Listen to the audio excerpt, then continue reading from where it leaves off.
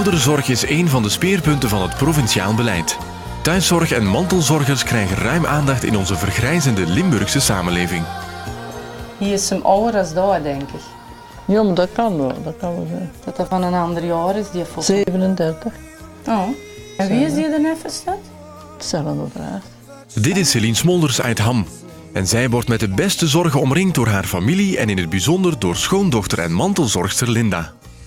Eigenlijk zorgen wij ervoor dat Ma alles nog heeft wat dat ze kan hebben.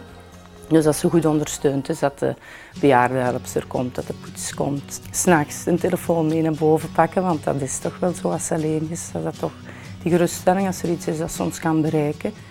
Eigenlijk zorgen wij ervoor dat er altijd wel iemand is die kan bijspringen als het nood doet. Celine staat op de wachtlijst voor het rusthuis Okura in Beringen en werkt mee aan het project Zorg op Maat. Het is een project dat ons in staat stelt om eigenlijk onze mensen die bij ons op de wachtlijst staan, om die langer in de thuissituatie te begeleiden. En dat doen we aan de hand van ergotherapie, zowel naar activiteiten van het dagelijks leven die we dan gaan bekijken en wanneer er problemen zijn of moeilijkheden, dat we die dan gaan proberen te verhelpen door advies te geven rond woningaanpassing. Kiné, ook kinesiotherapie naar valpreventie. Ik zou hier dat handvatje plaatsen, Celine. Als je dan uitstapt, dan pak je hier vast en stap je over. En dan binnenin ligt dan hier een anti-slipje en hier ook eentje. Ja, dat is heel goed. Toekomstige bewoners zoals Celine maken al op een actieve manier kennis met het leven in en rond het rusthuis door deel te nemen aan activiteiten. Ik vind dat wel een schitterend project. Ze heeft daar heel veel aan. Ze heeft ook, gebouwt er ook vriendschappen op. Dat vind ik echt heel mooi. Dat is, ja.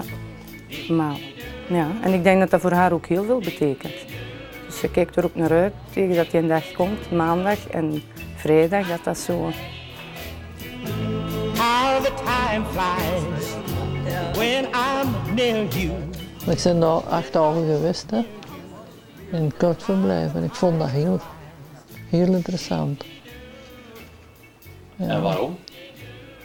Dat het allemaal zo goed geregeld is. En hele vragen en zo, ze weten altijd een goed antwoord erop te zeggen. Ja. Die thuissituatie verloopt eigenlijk heel vlot met ondersteuning door zeker de mantelzorger die daar toch wel heel nauw in betrokken is, maar ook door thuiszorgdiensten. En dat is toch ook iets wat wij heel belangrijk vinden, die samenwerking die wij hebben met de thuiszorgdiensten algemeen, om die thuiszorg toch beter te kunnen ondersteunen.